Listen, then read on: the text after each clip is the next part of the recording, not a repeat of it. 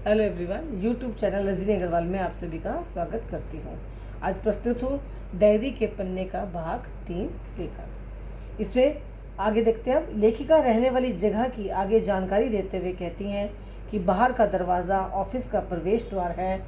एकदम अंदर वाले दरवाजे के पीछे सीढ़ियाँ हैं तथा ऊपर चढ़ते ही एक और दरवाज़ा है जहाँ आर पार दिखाई ना देने वाले कांच की खिड़की पर कार्यालय लिखा हुआ है।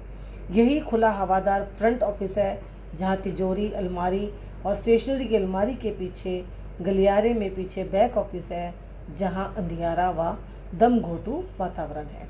पहले इसमें कुगलर के साथ वानदान बैठते थे, परंतु अब सिर्फ कुगलर। इसमें पैसेज से पहुंचा जा सकता है, लेकिन कांच का दरवाज़ा बाहर से खोलना कठिन है। यहाँ से तंग गलियारा पार कर प्राइवेट ऑफिस पहुंच जाएंगे। यही पूरी इमारत का शो पीस है। यहाँ पर फर्नीचर से लेकर सभी छोटी छोटी चीज़ें एक उत्तम दर्जे की हैं। इसमें एक बड़ा रसोई घर है। सीढ़ियों वाले गलियारे से एक रास्ता दूसरी मंजिल की तरफ जाता है और सीढ़ियाँ ख़त्म होते ही सामने 2 दरवाजे हैं, जो कि एक स्टोर और अटारी की तरफ तथा दूसरा मियानी की तरफ जाता है।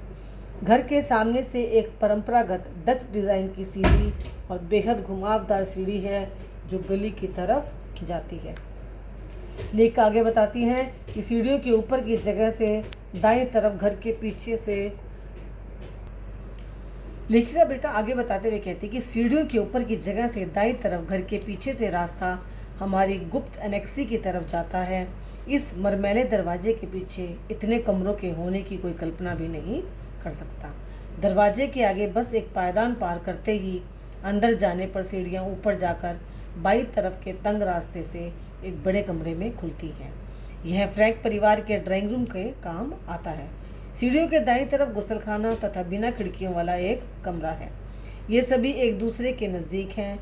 इन सबसे ऊपर नहर के किनारे बस पुराने मकान में ऊपर तक बहुत बड़ा खुला कमरा है जिसमें गैस है। यह मिसेज वानदान का बेडरूम और रसोई घर होगा। इसे कॉमन कमरे, ड्राइंग रूम और स्टडी रूम की तरह इस्तेमाल किया जाएगा।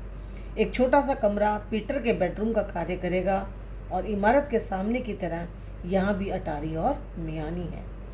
इस प्रकार एन ने पूरी इमारत की सैर करवा दी और सैर के साथ ही यह चिट्ठी उन्होंने बंद कर दी।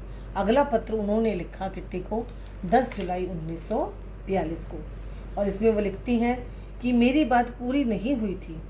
263 प्रिंसे गास्ट पहुंचने पर मेयप दूसरी मंजिल से होकर हमें एनेक्सी ले आए। उन्हें अकेला छोड़कर वह चली गई, जबकि मार्गरेट पहले ही पहुंचकर उनका इंतज़ार कर रही थी। बैठक और सभी कमरे सामान और कार्डबोर्ड के बक्सों से ठूसे पड़े थे। रात को सोने के लिए जगह बनाने के लिए हमें सामान तरतीब से रखना जरूरी था। माँ और मार्गरेट की हाथ हिलाने की भी हिम्मत नहीं थी। उन्हें थकी और बेहाल देख पापा और मैंने सफाई की और आंदोलन शुरू कर दिया। सारा दिन सफाई करके तथा सब तरतीब से जचा जुटने के बाद वे दोनों भी थके हारे सो गए। इनमें से किसी ने भी खाना नहीं खाया था, क्योंकि बाप बेटी को फुर्सत नहीं थी और माँ व बड़ी बहन पहले ही थकी हुई थी। मंगलवार की सुबह पिछला छुटा काम पूरा किया।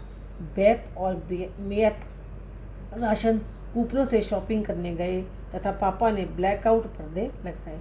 लेखिका ने सफाई की। वो कहती कि मुझे ज़िंदगी में हुए परिवर्तन के बारे में सोचने की भी फुर्सत नहीं थी। अब गुप्त एनेक्सी में पहुंचकर तुमसे आगे की बात बताने के लिए कहकर जो है, एन ने अपना पत्र वहीं पर समाप्त कर दिया। और इसी के साथ बच्चों, हमारा भाग 3 भी यहीं पर समाप्त होता है।